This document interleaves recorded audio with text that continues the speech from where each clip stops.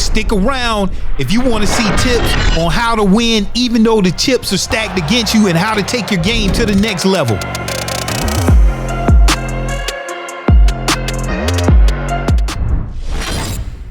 Hello and welcome to another EA Sports UFC 4 video, and today we have a super banger for you. These are the type of runs that you want to go on. 10 fights, 10 wins, 10 title fights, giving you 9 rubies on the way to Division 20. And I'm giving you tips from each one of those fights. New and intermediate players, these tips will take your games to the next level.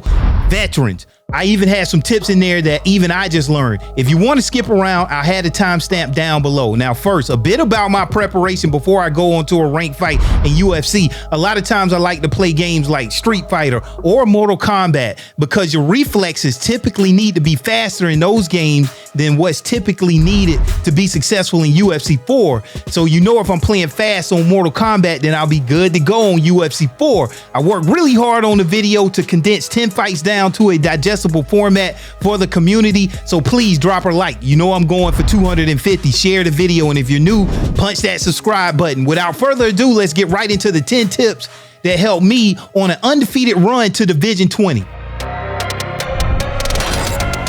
Okay, now the first tip is coming up against Flick So Hard on the undefeated run to Division 20, a very high-level competitive player. Anytime you face players 16 or above, you're going to be competition. And my opponent was good at throwing body kicks where I was taking maximum damage early because I was at the extended range. So what you want to do is crowd those kicks and you take less damage because those kicks are being thrown at the improper range. As you can see coming up here, a body kick, I crowded it. I don't take that much damage. So throughout this fight, that was the differentiating factor because I was able to mitigate the damage that I was taking from those kicks. So that's tip number 1, crowd those body kicks. Okay, now facing a very dangerous striker, death by leg kicks, and he came out doing exactly that, trying to kill me with those leg kicks, but he had hands too, and look at there, facing adversity early, getting rocked, and he had some amazing combinations that came out very sneaky, and look at there, I'm on the ground and just laid out. How do you win from here, taking all of this damage, one strike away from having the streak ended? And this is why you should never quit. I ended up surviving the ground game, coming out in round number 2. Glover has rocks for hands. And look at here, if you want to learn how to set up these traps, check out Old Secrets number 1 on my oldest striking tips that still work. Okay, wow, landed huge right hand. And one tip for the vets out there, stumble animations usually score more points with the judges versus flash knockdown. So if you're analyzing your decisions, you want to look at that and take that in consideration also. Okay, here's where the mistake was made. New players, check this out. You see how my opponent started to had these empty slips, so he slips without evading a punch because he's trying to slip my jab, but I'm throwing it off, and I knew I just had to land that one punch and bow right there. Look at there, laid him straight out. Death by leg kicks, made that one mistake, and I took advantage. Moving right on to the next fight versus Timmy. 2 turnt right here. A lot of experience using Daniel Cormier, my favorite right here. Turning takedown. You know I love this right here, but Timmy 2 turnt was really good on the ground. And as you can see with Daniel Cormier, he is landing some huge ground and pound. Again, I'm facing adversity. Man, my streak is never safe. But one thing he did, he rushed this ground game. Do not rush this ground game because if you can look at his stamina right here, once it's depleted, all right, he didn't take his time, kept trying to transition. And whenever you're low on stamina on the ground right here, it's going to be easy for your opponent to get the reversal. So he just kept rushing the ground game, and eventually I ended up getting the full mount here and laying down some huge ground and pound. And see, I take my time a little bit more. When we got back to the feet here, laying down some ground and pound, but look how I let my stamina come back before I start the transition. Getting some easy transition blocks right here. I'm not rushing the ground game at all. and he's still rushing out. And this right here was a easy submission victory. So make sure you guys don't rush the ground game. Great competition there. Okay, now stepping up in the competition, a very tough Barnes Bros Division 16, and it's going to be a tough ask to keep Alistair Overeem off of his back against Brock Lesnar with that 98 takedown offense. Now, if you find yourself on the ground against a very strong grappler here, and you're in back sitting, you need to know how to survive it. Okay, I find myself in back sitting, and what you don't want to do is go full guard either side too early because it's very risky and it's easily blocked, and you can find yourself in a strong rear naked choke. I like to build grapple advantage and then go to backside. That's a very strong transition. And now hold RT and flick down on the right stick whenever they go back in the back sitting, but you're not out of the woods yet because you still need to hold RT, LT so they don't take you down again. And now you're out of back sitting. Now, as the fight goes on, my opponent shows respect there because I did those steps. As the fight goes on, it's going to be easier to defend that takedown. And then right there, a huge knockout there from Alistair Overeem in the clinch where he's strong. Very tough match there. Okay, now facing off against a very dangerous alpha wolf with a lot of experience here. And one thing that a lot of people complain about is when your opponent is good at initiating the clinch. But let's talk about clinch defense. You should never worry about when you know your opponent is going to grab the clinch because there's so many ways to get out of it. You can throw combinations out of it. You can duck out of the clinch. You can even lunge out of the clinch, sidestep the clinch, whatever. Just as long as you know when they're going to clinch, and usually they like to do it after you finish striking. I noticed that, and I just throw a simple combination, and look, it avoids that clinch and gets my first huge knockdown. And that was all she wrote. Was able to get a nice combination going downstairs, followed by upstairs. And when you're on the ground against Triple C, you may not last long. So that was my match against Alpha Wolf, moving right along. Okay, now facing off against a very dangerous P335 006 Division 20. And I had Piotr Jan, and I decided to initiate my offense through the legs. Give my opponent a lot to think about. And getting some huge rocks. This was a back and forth fight. It could have went either way, but we want to talk about this 1-2 head kick because when you are rocked, this thing will knock you out. Okay. And my opponent, same thing. 1-2 head kick will rock you and it will knock you out. Okay. So I'm rocked here, and I know my opponent probably is going for that 1-2 head kick, and I'm going to crowd to stay safe. Also, I know he's still coming after that 1-2 head kick. Back lunge out of the way because I have room.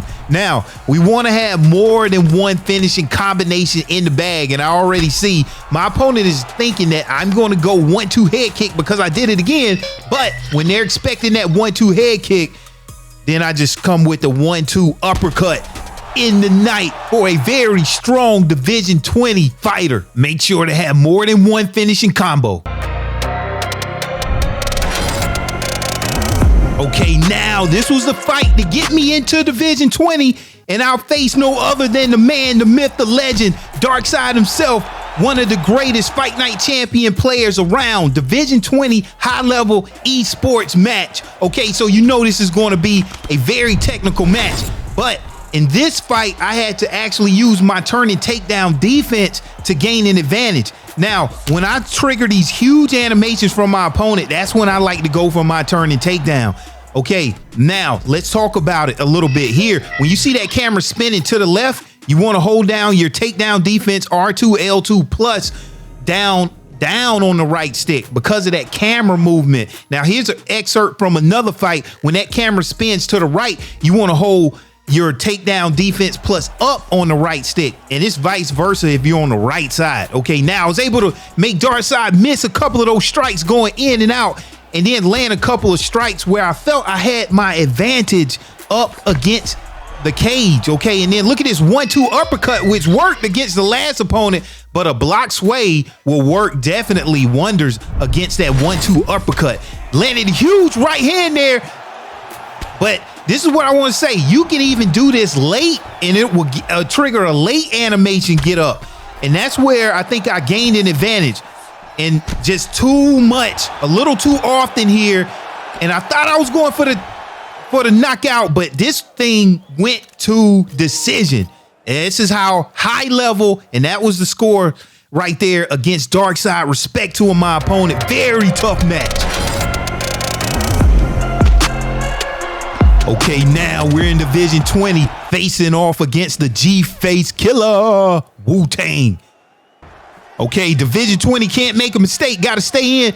And one thing I want to talk about is when you overuse your head movement, and I think, this is my opinion, you want to use it more defensively because it leaves you so vulnerable. Don't just do it, especially empty slips, what we talked about, because at some point, you know, I'm cognizant of it and I'm going to catch you. Okay, so, you know, use that. You can use other things like side steps, what I'm showing here. But look, my opponent finally swayed right into that hook. Okay, and Stipe is way too powerful to take that. And this is the beginning of the end for my strong opponent here, using that head movement a little bit too much, and got a win against a very strong opponent. Okay, now another fight against Ultra Angel. A fallen angel showed up different during the fight than it did in the fight history. Not sure, but veterans, try lunging with L1 in the right stick for more evasive properties. Let me know how that works out. Okay, on to this tip. When I have a kicker, I always try to time my head strikes when they want to throw a body kick up close. So you want to strike during your opponent's body kick, and it will land some crazy damage. And that 1-2 uppercut again ended my night early for Ultra Angel. Crazy fight. Okay, now last fight of the night. Pink Chitlins, Division 20, a lot of points here. This striker was better technically than me by far. And I'm going to talk about a concept here that I use, and get in the description below and let me know what you guys think about it. Most of my combinations are just 2-strike combinations versus my opponent threw a lot of 3-strike combinations or even more. But my opponent was very technical. Now, this is a very technical match, and I'm thinking about opening this fight up completely unedited for channel members. So if you're interested in that, I'll have more to come for that. So watch out for that. Exclusive content. Huge knockdown there. But this is what I want to talk about. 2-strike combinations are powerful. Doesn't matter what it is. Double jab, 1-2, one head kick, 1-2, double jab, you know, one hook, followed by a knee, relax. And so you give your opponent like different 1-2 combinations, different just 2-strike combinations, what I want to say. And this helps me keep my stamina, okay? And all of my strikes are really powerful instead of just doing these long combinations.